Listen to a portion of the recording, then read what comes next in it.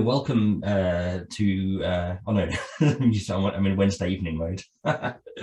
Hello everyone. Thank you so much for turning up and listening to this talk. So I'm going to be talking about an area of extreme controversy that's going on in cosmology at the moment. I think the controversy has got to the point where people are even calling it a crisis for the field. As for what that means, we'll sort of explore over the next sort of 40 minutes or so. So the title of the talk is How Fast is the Universe Expanding? And I will pre-warn you, this is one of these slightly annoying talks where I'm going to completely fail to answer the question in the title. The answer is I don't know, and no one knows, but I'm going to spend the next sort of 40 minutes trying to convince you that we don't know for quite an interesting reason, hopefully. So just to set the scene, go back to the very beginning. This is sort of a nice view of the night sky. This is where the story of modern cosmology really starts, with the study of our galaxy and the discovery of the expanding universe. Of course, if you go back around 100 years, the general sort of prevailing view of the universe was that it was quite small, about the size of the Milky Way galaxy, and also infinitely old and static. The idea that the universe might have had some moment of creation was seen as almost a dangerously religious idea or something. It was, sober people of science believed in a small sort of Milky Way sized universe, which was infinitely old. The first of these two, you can think of them as sort of pillars of our cosmological worldview. The first of these pillars began to topple in the 1920s. As people started observing these little whirly clouds in the sky, which are called nebulae, and they had been observed for hundreds of years, but the more we studied them and the more we thought about our galaxy, people started to question whether they were actually small little whirly clouds inside of our Milky Way, or whether they were actually galaxies unto themselves. The person who very famously solved the problem is Edwin Hubble, who was able to measure accurate distances to these nearby galaxies for the first time. Even when we thought the Milky Way was the only thing in the universe, we had a roughly accurate idea of its size. Our modern idea is that it's 100,000 light years side to side, as Monty Python very famously said in their Galaxy song. And that's about right. Our Milky Way is about 100,000 light years in diameter. So Hubble's big breakthrough was that he was able to measure accurate distances to these little whirly clouds in the sky for the first time, and showed that they were millions of light years away. So they had to be outside of our Milky Way, and they had to be entire galaxies unto themselves.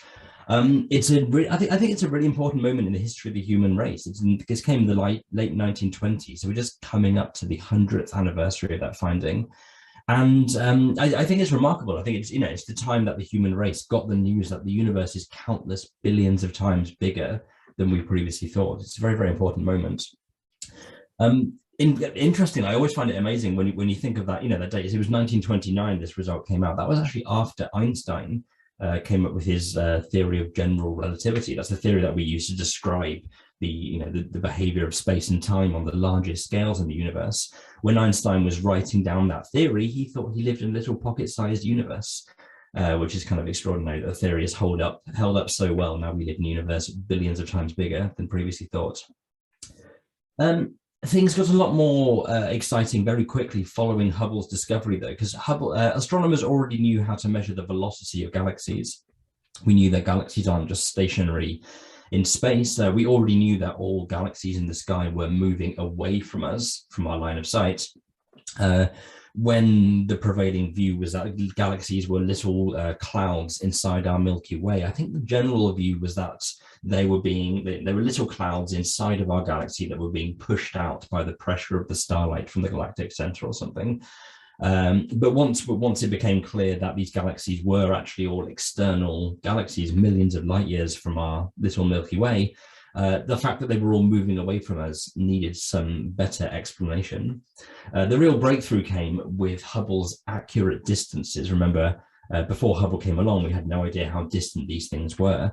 When Hubble compared the velocities of these galaxies, how fast they were moving away from us, with the distances, he found something very, very important. So I'm going to show you a very famous graph now that was published in the 1920s. It's between the speed of the galaxies on the uppy downy y-axis and the distance of the galaxy is on the bottom here. And this is what the actual graph looks like. So each individual dot you can see here is the speed and the distance of the galaxy. So the really, really critical thing here is that there's the dots aren't just scattered at random across this graph. They lie in this linear relationship where, yes, all galaxies are moving away from us, which is interesting in itself, but also there's this relationship where the more distant a galaxy is, the faster it's moving away from us. They're not distributed randomly. There's this very particular pattern in the movements. And Hubble immediately understood the ramifications of this finding, which is that the universe is expanding. So late 1920s, the discovery of what we call now Hubble's law, this thing where all galaxies are moving away from us, and the more distant they are from us, the faster they are traveling. That this was the key to understanding that the universe is expanding. And the expansion of the universe then led over the following decades to the discovery of the Big Bang, which makes sense if you think about it. An eternal static universe can be infinitely old, and you don't have to worry about a starting point.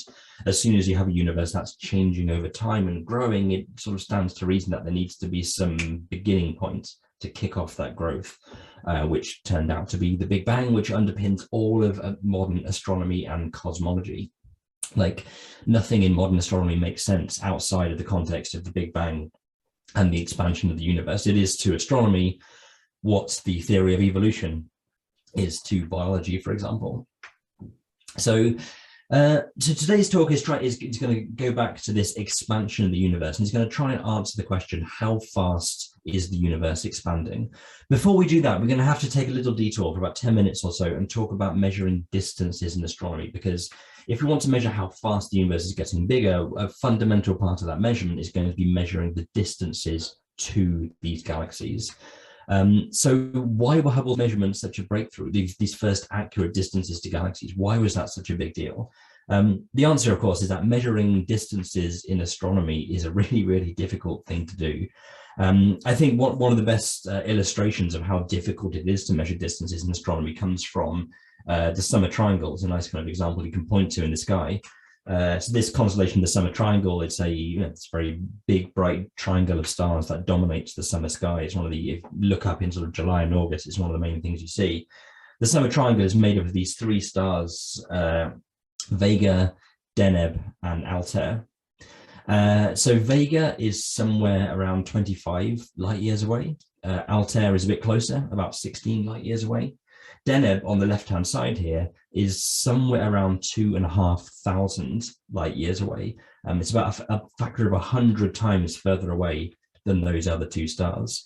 And there's no way to tell that with the naked eye. It looks roughly the same as the other two, Vega and Altair, but it is actually fantastically distant. I think it's the most distant thing you can see with your naked eye. And just by looking, you would have no idea it was special at all. And you'll see, so fundamentally, just by looking at the brightness of something, you can't tell if it's a very, very bright thing far away or a much dimmer thing close to you. You can see as well, I said Deneb is about 2,500 light years away, and I use that word about because we actually don't know the distance to Deneb. There are lots of sort of estimates that range from somewhere between 1,500 up to about 3,000 light years. There's this sort of factor of 2 uncertainty in our distance to this star, which cosmically is in our back garden, right? This is about as close as it gets in terms of cosmology, and we are completely, we don't know how far away this star is. And that's because measuring distances in astronomy is very, very challenging. Just to kind of just hammer home this thing I said before, we have this fundamental problem that when you see some sort of light in the night sky, all you can actually measure is how bright the star looks to you, right? The apparent luminosity of the star. But that apparent luminosity, the data you get, is affected by, firstly, how bright the star actually is, and secondly, how far the star is away. And both of these two things will affect the brightness. And so, I don't know if anyone's seen that Father Ted episode in the caravan where they're trying to explain that, so that there are some cows that are small and nearby and some cows that are very big and far away. That's the problem we have in astronomy. A very faint nearby thing is going to look very similar to a very bright distant thing. What the nice thing is that if you can resolve these two ambiguities at the bottom, like there's how bright the star really is versus how far the star is away, if you can resolve that ambiguity, then you can work out the star's actual brightness and work out the distance of that star. So all you have to do is find a kind of star where you can measure how bright the star fundamentally is, and that will give you a distance. The way we do that is to use something astronomers call standard candles. So these were first discovered by a pioneering astronomer called Henrietta Swan Leavitt, working at the Harvard College Observatory. So she was working on these stars known as variable stars. So a lot of stars in the universe are like the sun. They just don't fundamentally change on a short time scale. But there are these variable stars that pulsate and get brighter and dimmer over a time scale of weeks or months. And she found this really important thing, that the speed of their pulsation is dictated by their intrinsic brightness, by their luminosity. And so all you have to do to work out like the intrinsic brightness of the star is just measure how fast they pulse. And that's easy, right? You just point your telescope at the star, you see it varying in brightness, you measure how long it takes to go through a cycle. That will tell you the intrinsic brightness, the luminosity of the star, and then you can resolve that ambiguity and work out the distance. So these pulsating stars are very useful standard candles that astronomers can use to measure distances. And this is what Hubble did. He found some of these variable stars in these nearby galaxies, measured how fast they were pulsating, worked backwards to get their luminosity and therefore their distance, and found that they were millions of light years away. Just as an excuse to show a pretty picture, this is RS Puppis. This is a Cepheid. This is one of the brightest Cepheid variables, which is fairly nearby in the Milky Way. So that's fundamentally how we do this. We use these standard candles to measure distances. So some of you might be sort of scratching your heads at this point, because there is a sort of a hole in my argument. You might very well be asking, how was this relationship discovered? You know, how did we know that the speed that these stars pulsate depends on how bright they actually are? Like, wouldn't we have to actually know the distance to some Cepheids in order to calibrate that relationship? And the answer is yes, and this turned out to be very, very important. So the way we do it is that there's a different way of measuring distances to some nearby stars that we can use to calibrate that relationship. That's called parallax. So parallax is a very nice, easy demonstration to do. If you hold, it's one of the astronomy demonstrations that you can actually kind of do in a primary school. If you hold up your finger in front of your eye and alternately close and open your left and right eye, you'll see your finger jumping around against the background, right? Because your point of view, your left and your right eye shifts. A nearby object like your finger will apparently change position relative to more distant things. And this fundamental idea we can use in astronomy. Instead of your left eye and your right eye, we use either side of the Earth's orbit. So we make a measurement of the position of a star at one point in the year, and then we wait 6 months. And then 6 months later, when the Earth is something like 180 million miles away from where it started, we make another measurement of a nearby star. And just like your finger jumping around against the background, a nearby star will move around against the background of the distant stars. And so this is the gold standard of measuring distances in astronomy, because parallax is, you can work out the distance just from very simple, like almost like secondary school maths, right? So if you get something as parallax, you can measure it just like for sure, absolutely rock solidly. So it's an interesting side note. So stellar parallax actually wasn't discovered until 1806. And the lack of parallax was used as a big argument against the idea that of heliocentrism, the idea that the Earth goes around the sun. When the argument was going on about whether the Earth goes around the sun or vice versa, people argued, well, if the Earth goes around the sun, then we should see a parallax effect. We should see nearby stars wobbling around as our position changes, and we don't. And so either the Earth does not in fact go around the sun, or the stars are very, very, very far away.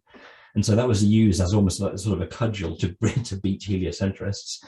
Turns out that the opposite of true, of course. Stars are actually really, really far away, and we needed very accurate techniques to measure their distances. And just to sort of give you a concrete example of what parallax looks like, this is the view towards Orion with the parallaxes shown, and we've blown up the parallaxes by a factor of sort of 10,000 or something, so you can actually see the movements here. But this is the basic idea, right? The stars sort of trace out this sort of motion as the Earth goes around in its year-long orbit, and so you can literally see, right, the stars that wobble more are nearby. And so what we do then is use these parallaxes to calibrate Cepheids. So parallaxes work out to maybe a couple of 100 million light years or something. So still in our cosmos, oh no, 100 million, parallaxes, sorry, that's Cepheid variables work out to a couple of 100 million light years. Parallaxes work out to maybe sort of 1,000 light years or so.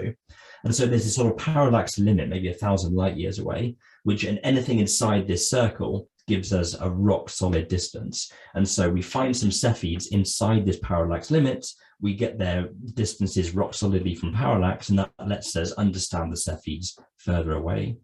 So yes, this has been a bit of a tangent. I promise we are going to return to the expanding universe immediately. But this general idea that we measure distances in astronomy, not directly, but in terms of smaller things that we can measure, like actually directly, and we kind of build up, is known as the cosmic distance ladder. When we don't measure distances in nearby galaxies immediately, but we sort of find these variable stars, we calibrate the variable stars using parallax, then we extend that relationship further out.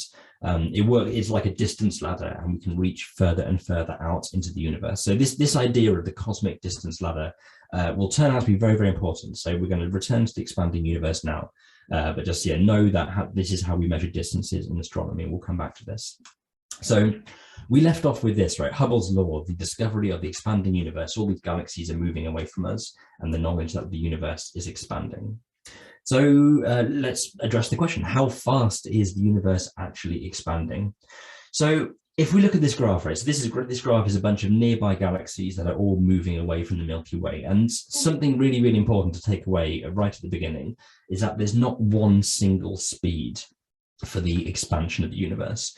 The smoking gun evidence for the fact that the universe was expanding is that the speed increases based on the distance. You can see in this graph even, nearby galaxies are moving away from us quite slowly, and then more and more and more distant galaxies are moving faster and faster.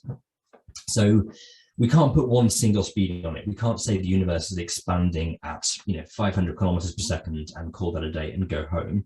We need a way of expressing that the way speed will increase with distance, right? So the speed increase, there's not one single speed, the speed changes with distance. We need a way of describing the way that works. So just a tiny bit of maths. I promise this won't go beyond I think year 7 maths.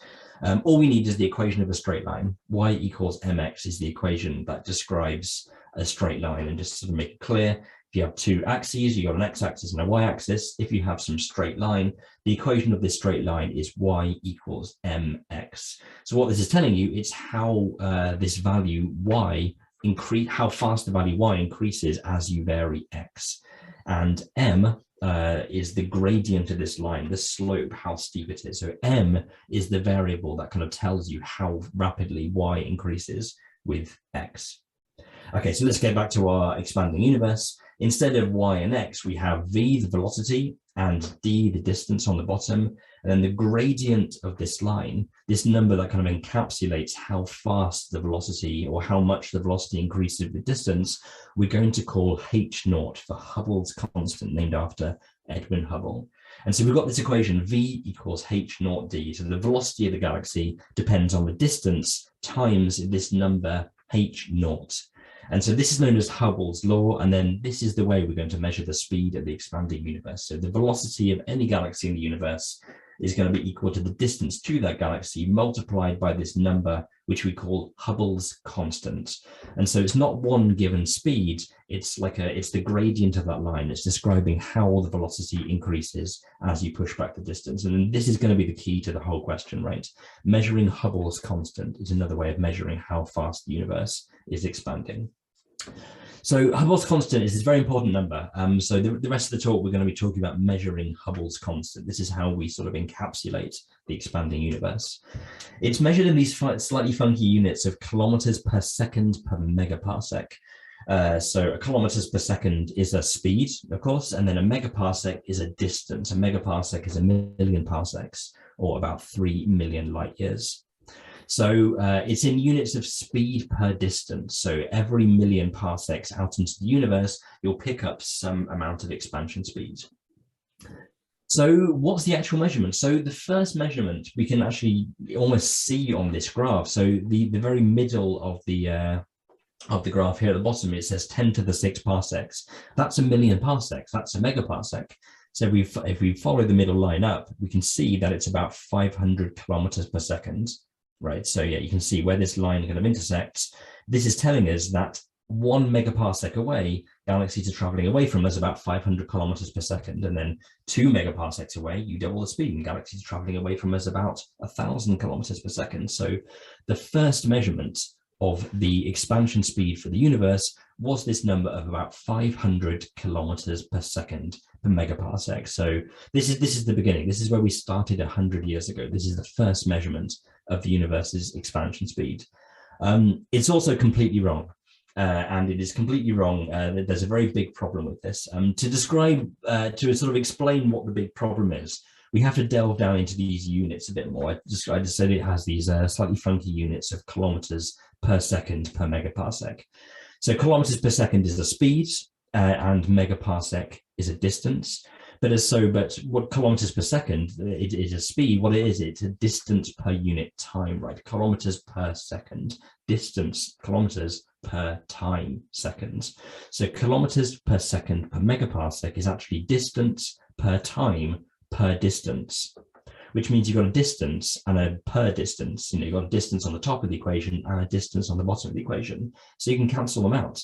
So the units of the Hubble constant, what the Hubble constant is actually telling you is just a time. The units of the Hubble constant is 1 divided by time, which means there's a really nice link from the Hubble constant to the universe.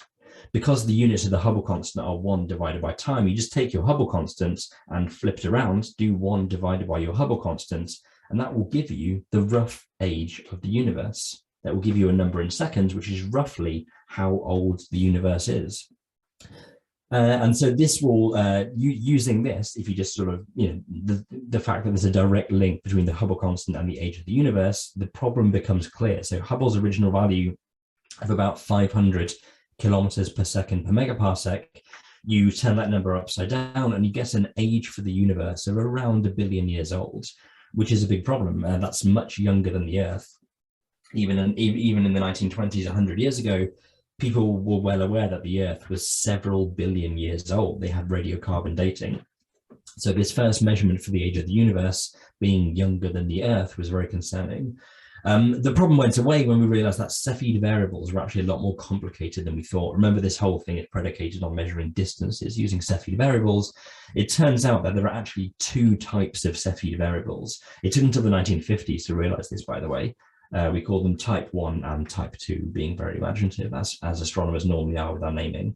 So Cepheid variables, it turns out, are a bit more complicated. And so once we kind of accounted for this double population of Cepheid variables, we could sort of make the correction and get a much more accurate measurement of the Hubble constant.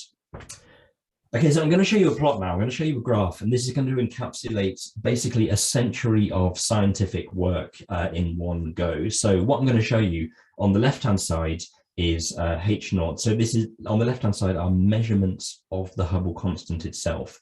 And on the bottom, we've just got time. And so every single dot is going to be an individual scientific paper that measured the Hubble constant. Okay, here we go. So you can sort of see here, so 1920s, 1930s, 1940s, you can see we have these really high numbers of 400, 500, 600, even, one in around 1940 measuring about 800 or 900 kilometers per second or so. This is all before we understood Cepheid variables properly. From the sort of 1960s onwards, we fixed the problem, and then you can really see we really honed in on this sort of low value of somewhere between 50 and 100. So from the sort of 1960s, 1970s onwards, we've had a very good idea of what the Hubble constant is. If we just zoom into this bottom swarm of the graph here, there's a lot going on here, but it's the same graph as before, right? So every single blue dot is a scientific paper that measured the Hubble constant. And the red line, there's one at 50 kilometers per second per megaparsec on the bottom, and then there's one at 100 kilometers per second per megaparsec on the top. So there's a lot going on here. It's kind of a messy plot, but you can see the basic story. So that the values of the Hubble constant went from far too high, hundreds and hundreds and hundreds, to in the 1980s, 1990s, we had a good idea that it was somewhere between 50 and 100. And then we've settled on this sort of consensus value of around 70 kilometers per second per megaparsec. And so that's one pretty good answer. And at least when I started my astronomy career, I started my PhD in 2007, this number of around 70 kilometers per second per megaparsec was a very hard-won achievement that everyone was very rightly happy with. We sort of went from this huge uncertainty to about a factor of 2 uncertainty to having a pretty good idea of what the expansion speed of the universe actually is. So this is one pretty good answer to the question in my title. How fast is the universe expanding? About 70 kilometers per second per megaparsec. So every megaparsec of space, every 3 million light years, will be moving apart with a speed of about 70 kilometers per second. For referencing, to slightly bring these numbers down to size, so 70 kilometers per second per megaparsec, of course, like the larger distances will be moving apart faster and faster and faster, and ever smaller distances will be moving apart smaller. So if there are 2 points in space, a megaparsec apart, expanding away from each other at 70 kilometers per second, that means that 2 points in space separated by the distance between, say, the Sun and Alpha Centauri will be moving apart about the same speed that a sloth walks, for reference. There was a very good paper published on April the 1st this year, an April Fool paper, which was a joke, but there's a strange cosmic coincidence.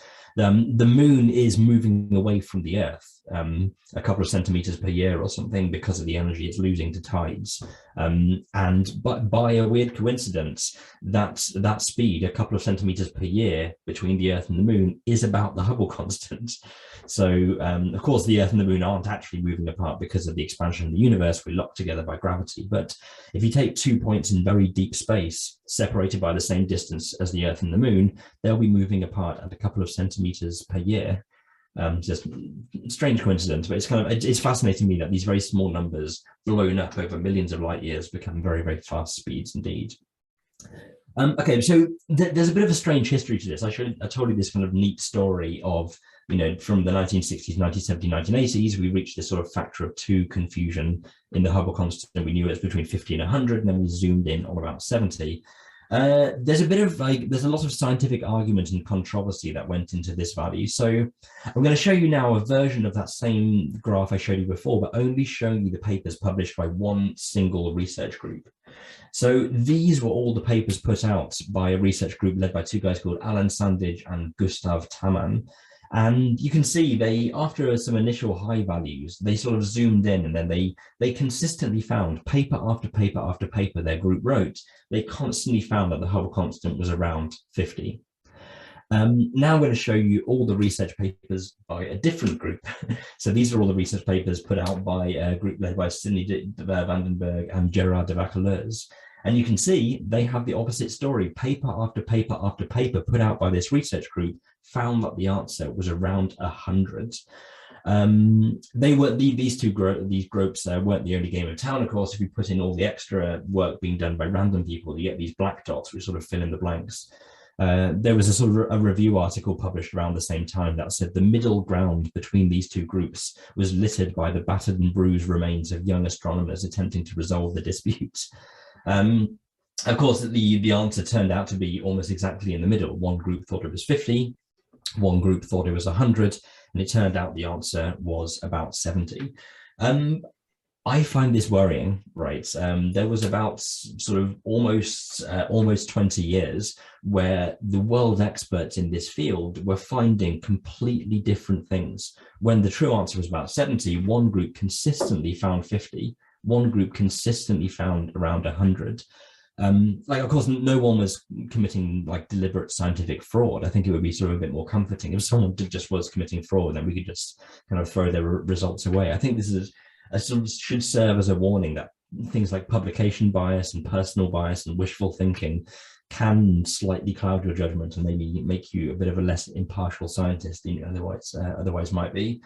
But nevertheless, so these 2 sides sort of resolve their differences, mainly due to a massive effort from the Hubble Space Telescope, which you can see in sort of mid-1990s when the Hubble Space Telescope started pumping out papers. That's when these results of about 70 came along. There was a big Hubble Space Telescope key project that was given a huge amount of time and funding to go through all the data really carefully, and then they found this number of about 70 kilometers per second. And so At least when I started my career, sort of 10, 15 years ago, this was the answer. This isn't the end of the story though. So this is an approximate value. Somewhere in the early 2000s, we developed a completely independent way of measuring the Hubble constant. So everything I've been talking about so far measures the Hubble constant by literally looking at galaxies, measuring how fast they are speeding away from our Milky Way. In the early 2000s, came the field of sort of cosmic microwave background studies. It started with COBE in the 1990s, but with this satellite was WMAP, which it went up in sort of 2004, 2005, and then with Planck in 2007, studying the echo of the Big Bang. And it turns out that this completely independent field of cosmic microwave background astronomy is also a really good way of measuring the Hubble constant. That's exactly what I just said, a new way to measure H0, the cosmic microwave background. So I'm assuming this group has all seen a picture like this, so I won't spend too long on it. This is, of course, the cosmic microwave background, the universe's baby picture. I think arriving at a picture like this is one of the most impressive achievements in all of modern astronomy. It's incredible to be that human beings have been able to take a snapshot of the universe as it was about 300,000 years after the Big Bang. Just to explain what you're seeing in case anyone's unclear. So yes, this sort of strange oval shape is a kind of map projection. Imagine that the entire kind of globe of the sky is being projected onto a 2D map in the same way as you do with the globe of the Earth, right? So you can take a globe of the Earth and turn it into a map. We're doing the same with the globe of the sky, except we're seeing it from the inside rather than the outside. But it's the same idea, right? This is an all-sky image of the CMB. And what we can basically do is use the patterns we can see in this to tell us an enormous amount about the universe's age, the universe's composition, all these kinds of things. People talk about being in the age of precision cosmology, and that's because we can use the patterns in here, and if you know enough physics and if you know enough maths, we can measure the age of the universe, the composition of the universe with phenomenal precision. And one of the things we can measure from the patterns in here is how fast the universe is expanding. We can measure H0 from the patterns in the CMB, which is exciting because it's a completely independent measure, nothing to do with galaxies speeding away from us. So it should provide a really nice check on the work we've been doing. So how do we quantify the patterns in the CMB? How do we talk about the patterns in the CMB? So you can see that there's a lot going on in this picture, right? So you can broadly see, and the general idea I want to get across is that there are patterns of different sizes. You can see, like there are some biggish blobs, like there's a big sort of blue blob in the middle which gets called. Can you see my mouse cursor there? Actually, there's a big blue blob here which gets called the cold spots. And so there are some patterns which are sort of roughly this scale, right? But then there's also a lot more patterns that are teeny tiny. You can see there's an awful lot going on. So what we do, we quantify the sizes of the patterns in here. And so what we do, we sort of step through the CMB and we look at each sort of size. We say, how strong are the patterns at this size? How strong are the big patterns? How strong are the medium patterns? How strong are the small patterns? And we're going to get a sort of a graph showing you the strength of the patterns against the size of the pattern on the sky. I'll show you what the graph actually looks like, and then I'll break down what this means a little bit more. So when we actually do this, when we step through the CMB and we sort of measure the patterns at all different scales, we see this. So this graph is sort of one of the crowning achievements of modern cosmology. It's known as the CMB power spectrum. And sort of broadly what it's telling you, so up here on the very left-hand side, these are the biggest patterns of all, and it's telling you that the very biggest patterns, like the size of the whole sky, are pretty weak.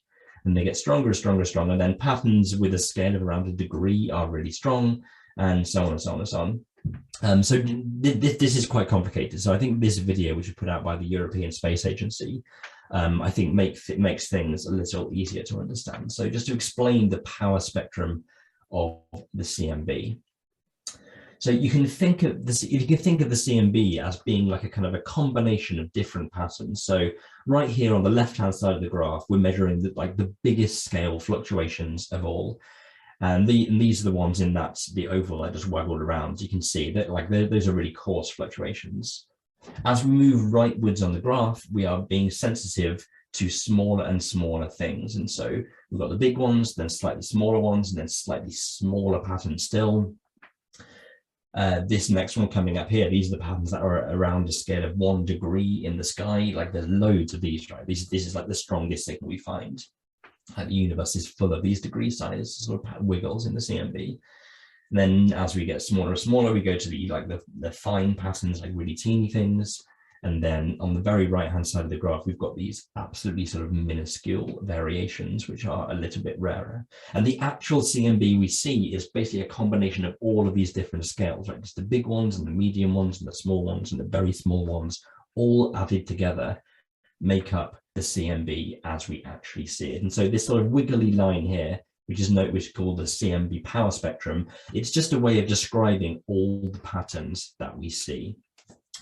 Okay, so the important bit is that, so the red points here are the measurements from the satellites.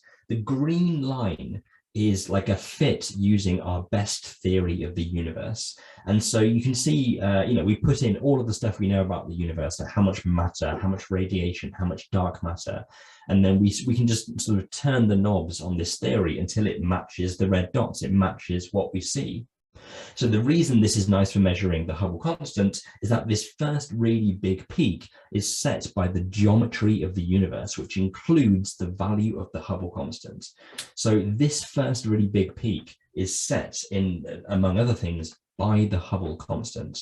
And so all we have to do is measure where this peak is and how strong this peak is, and that will give us a way of measuring the Hubble constant, which is completely independent from this galaxy method.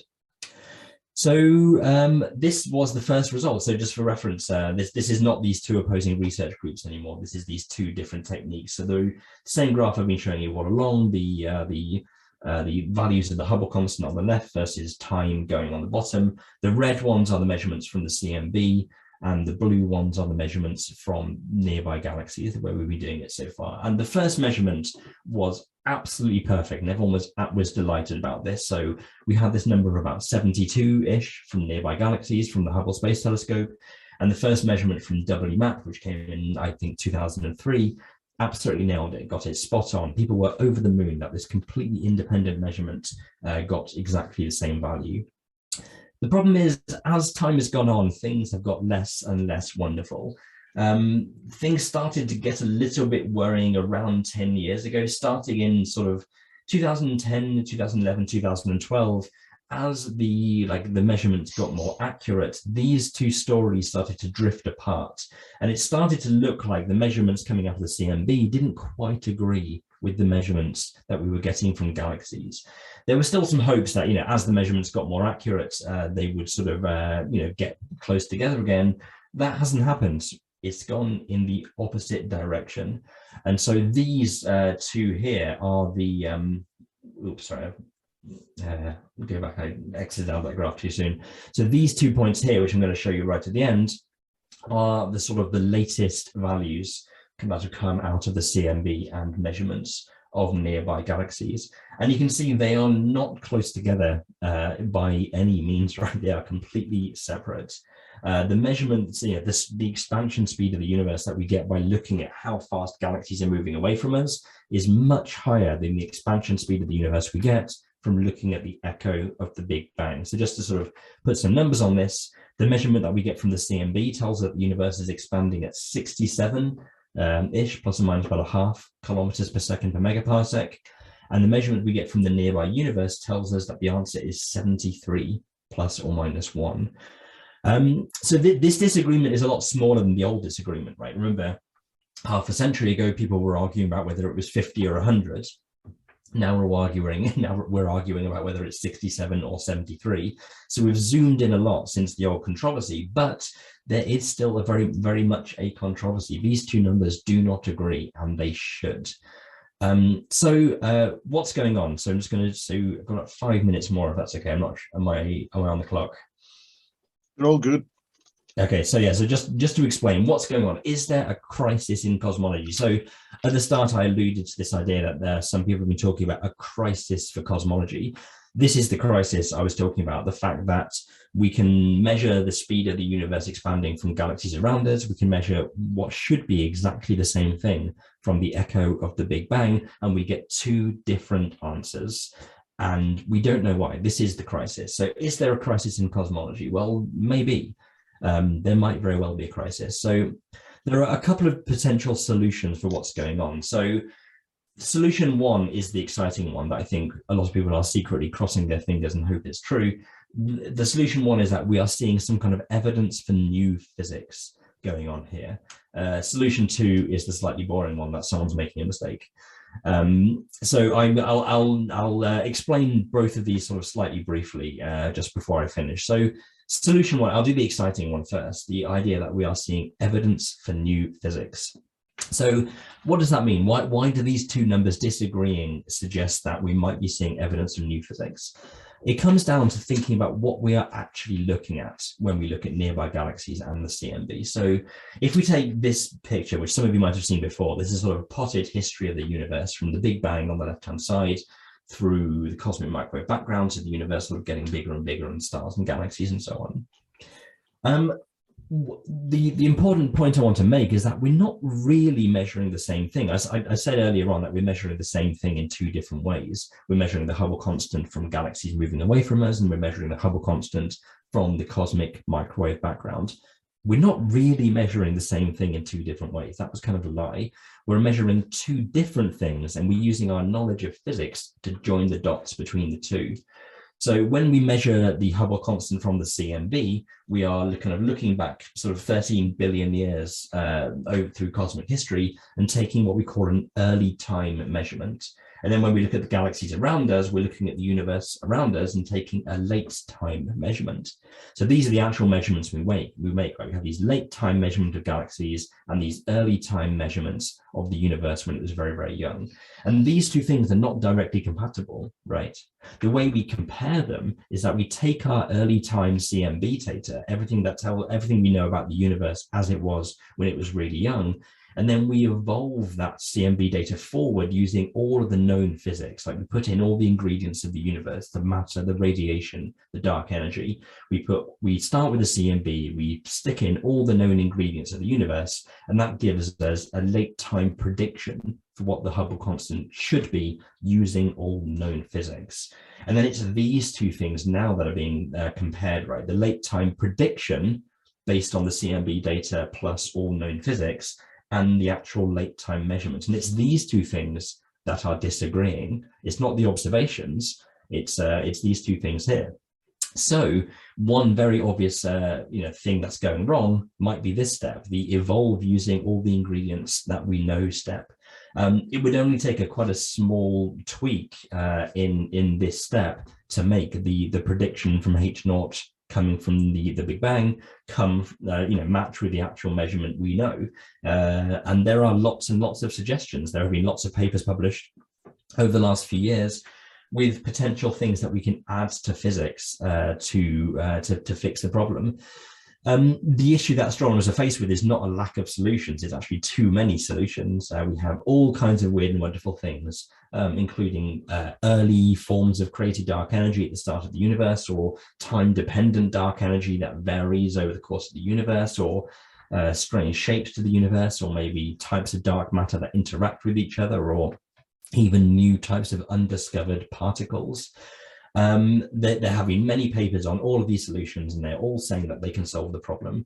The problem is that there are too many solutions, and before we should get excited about new physics, we need to be really, really sure that what we're seeing is real. We need to be really sure that option 2 is not correct, which takes us to the second bit, which is the option 2, which is that someone is making a mistake. This has happened before, right?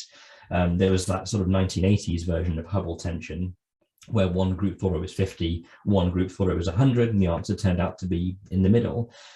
Maybe we are sort of seeing a modern updated version of that argument, where both groups are slightly wrong, because mistakes being made, and the answer is slightly in the middle. If there is being a mistake made somewhere, it is almost certainly in the cosmic distance ladder. This is, I told you this would be important later. This is the later where this becomes important. all of the measurements of the expansion speed of the universe that have come from nearby galaxies involve the cosmic distance ladder. And so if you remember what the cosmic distance ladder actually is, it's this idea that we can measure distances in the universe in terms of smaller things that we can measure more directly. And the ladder actually has many rungs. So it starts off with parallax. That's the ones that are the rock solid. For the nearest things, we can measure their distance with parallax with 100% certainty. And then we use parallax to calibrate Cepheid variables, these sort of variable stars that Hubble used.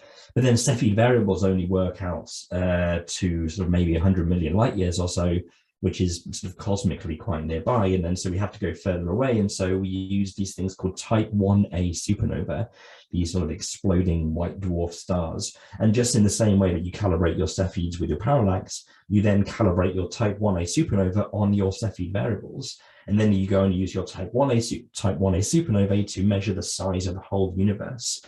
And you can see there's a sort of a bit of uncertainty built in every single step of this. Every time you take one step upwards in the cosmic distance ladder, you get a bit more uncertain. And so the nature of the cosmic distance ladder is that a small error, excuse me, I got a frog in my throat. The nature of the cosmic distance ladder is that a very small error down at the bottom will blow up and give you a very big error up at the top. So just as it only takes a very small droplet of new physics to make the agreements match up, it only takes a very small tweak to our understanding of Cepheid variables to make the measurements match up. I think I might be slightly biased because I work at the Institute of Astronomy in Cambridge, where George F. Staffew, who is one of the big CMB cosmology people, who has been measuring the Hubble constant using the CMB, and he is absolutely swears double-blind convinced that people are making a mistake with Cepheid variables. But then the people on the other side are convinced they're right. So who knows? It's the same problem that we had 50 years ago, right? There are two opposing groups shouting at each other, and no one knows the answer. So yes, out of these two things, is there new physics going on, which will be very exciting? Is someone making a mistake? We honestly do not know the answer, and this is sort of the end of the talk, because yes, this is what it feels like to be in the middle of a scientific controversy. This is, at the moment, this is not one of these talks that neatly wraps up and you learn the answer. We are in the middle of the scientific weeds right now, and I hope we resolve this soon. If I'm being biased, and I hope it resolves in the direction of new physics, because I think it would be very cool if there were some new forces or new particles in the universe that we didn't know about. But even if the resolution is someone making a mistake, that would still tell us a lot about how we do good science. And so, yes, maybe someone, maybe me, can come back in a few years' time when we find the answer and tell you what's going on. As of right now, I think we're just sort of glued to paper releases, and we're going to see what happens. Cool, I think that's probably quite a good place to finish. You've slightly used up too much time. I hope you forgive me. Thank you very much, Matt. That was perfect timing and very, very interesting indeed. If you'd like to perhaps take a few questions, if you've got time. I would love to take questions, yes. Now, if anybody wants to ask a question, then just need to unmute themselves and go for it. Don't wait for me, unless there are too many of you, in which case I'll choose. This always happens, stunned silence. So Matt, I'll ask you one. Is the Hubble number essentially like an interest rate?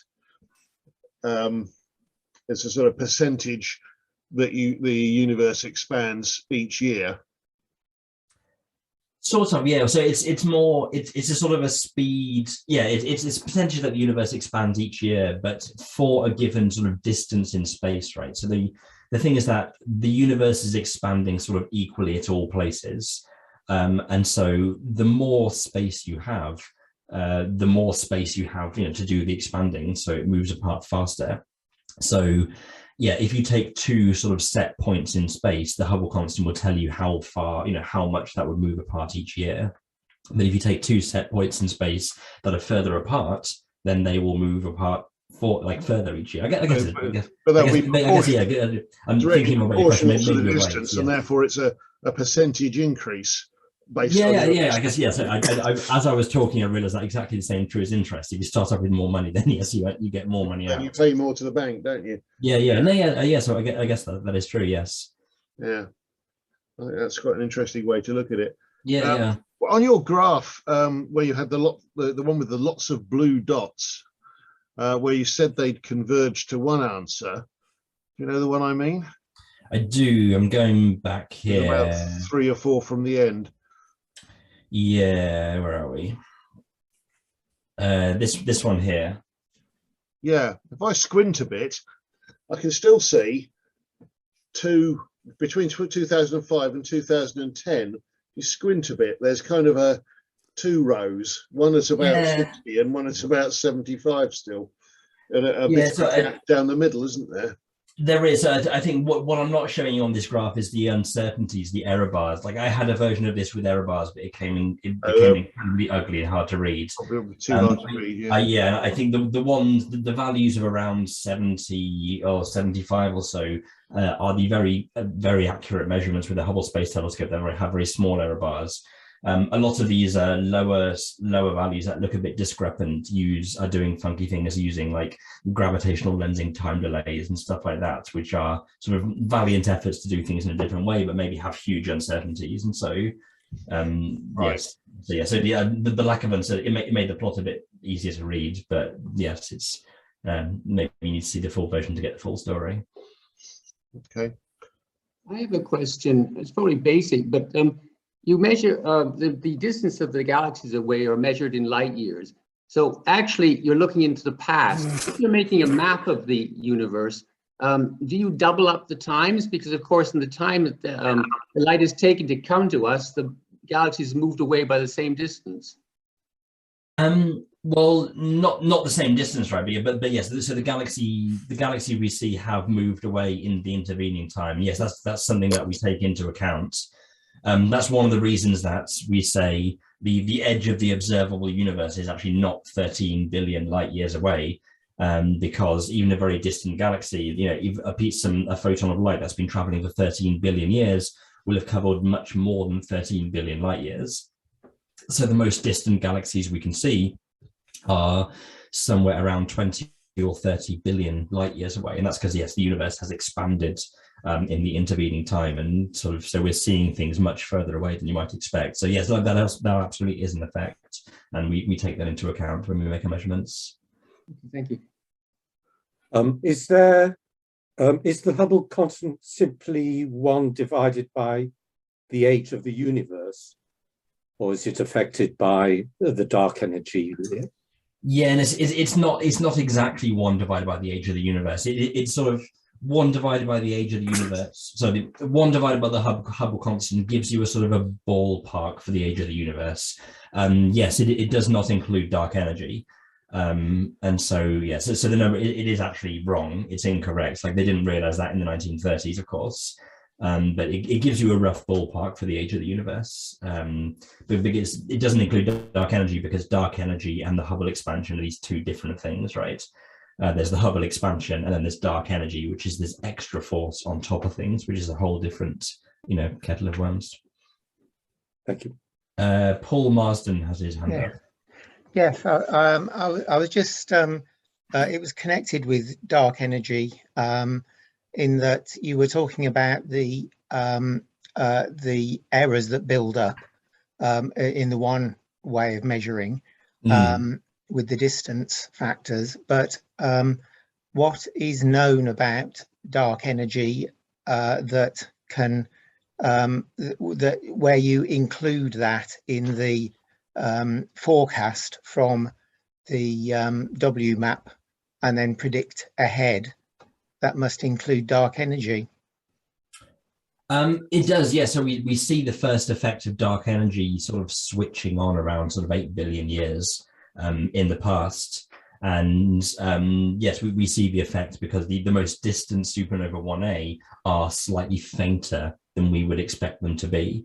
But yes, we are able to, because dark energy is a separate effect, we can sort of separate out these 2 effects. There's the expansion just due to the regular expansion of the universe, and there's this dark energy effect layered on top that we start to see sort of switching on around 8 billion years ago or so. Right. Yeah. Okay. So that is strongly well known enough to not be as major factor as the other distance measurement discrepancies. Yes, that's right. So we only see dark energy on the largest of scales.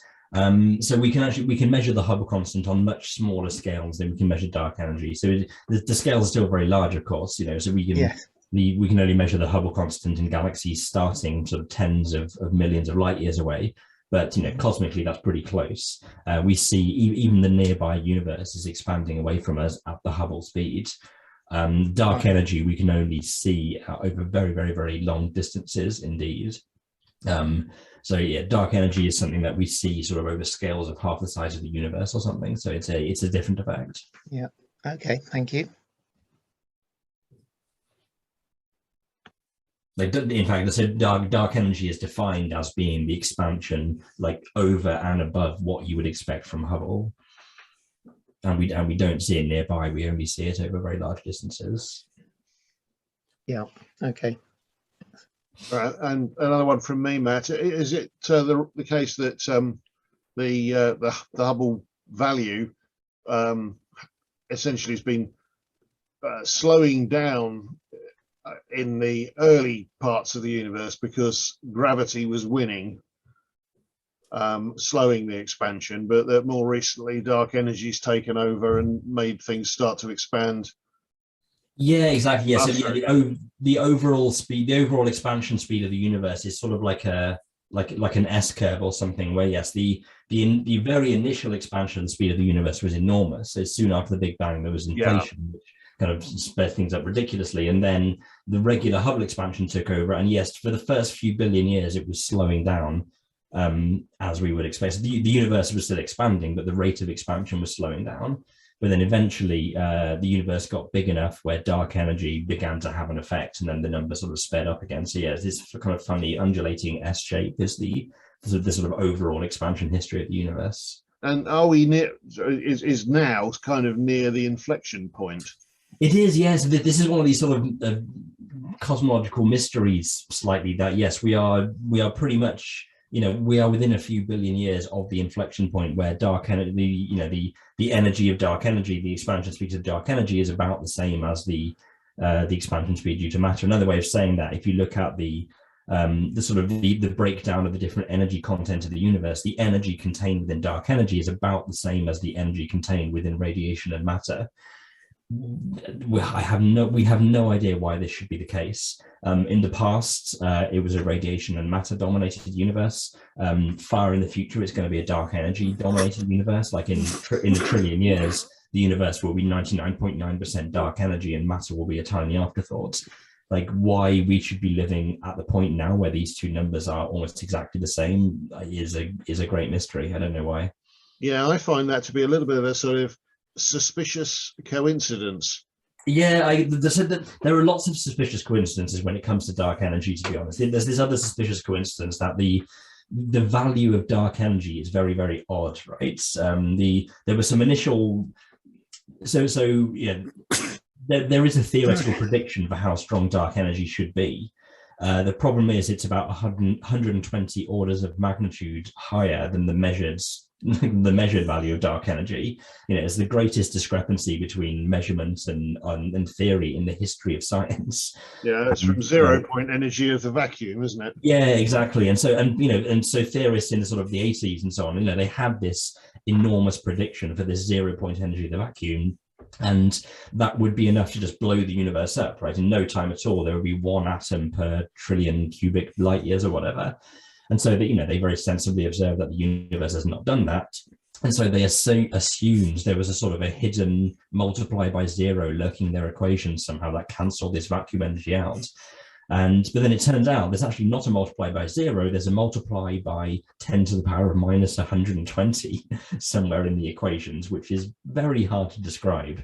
It's very hard to see, like a multiply by 0, you could see that being a natural thing coming out of an equation somehow. Like a multiply by 10 to the power of minus 120 is very hard to see how that would emerge naturally, but it seems to have for some reason. yeah, again, complete mystery. I think thinking about dark energy, you do get these weird coincidences. I think it doesn't take long once you've started to think about dark energy to start thinking about the multiverse and the anthropic principle and all this kind of stuff, because things get very fishy very quickly when you think about the dark energy. Yeah, I find that certainly. Anybody else?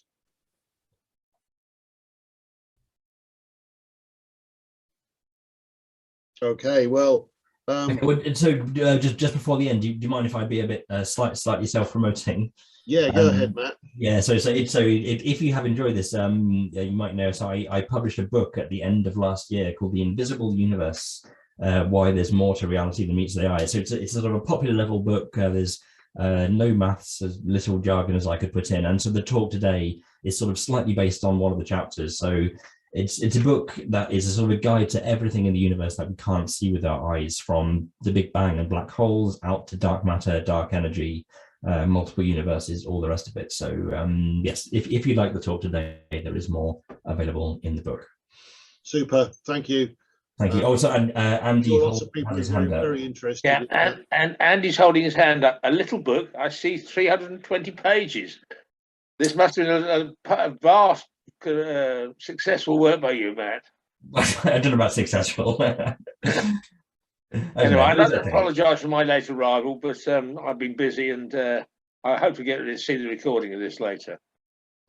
Okay, yeah, I am recording it, so yeah. Great, Paul. Thanks. Well, just falls to me to thank Matt for a very interesting talk. Do go out and buy his book if you're interested. That all helps, and we'll probably get a copy for our library. If I think Kevin, our librarian, dropped off the call, but I'll remind him. So and we can all look at it. But thank you, Matt, again for joining us this evening. Now, don't all rush away, but perhaps you can just join me in trying to